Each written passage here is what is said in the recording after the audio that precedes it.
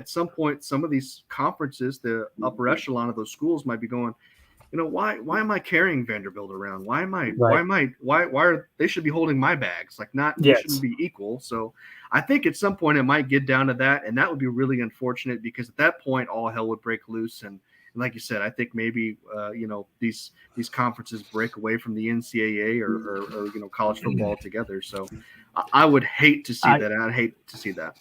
I struggle with it because I'm probably not your typical college football fan. Like if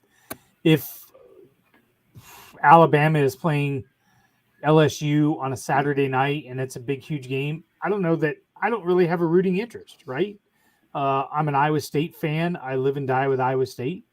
I'll watch Iowa play just because they're I have a lot of friends that are Iowa fans and they're in the state. I'll watch Big 12. I'll watch some Big 10 that are around me or whatever so I don't know that I would. What I struggle with is if that's the case, then what's the affiliation to the school then? Like, you might as well just change it to the Alabama whatever, and they're now a state named team. I mean, they're not affiliated with college anymore. I mean, what's the point? That's the Alabama football team. Right. I mean, I don't what makes them tied to the university anymore after that?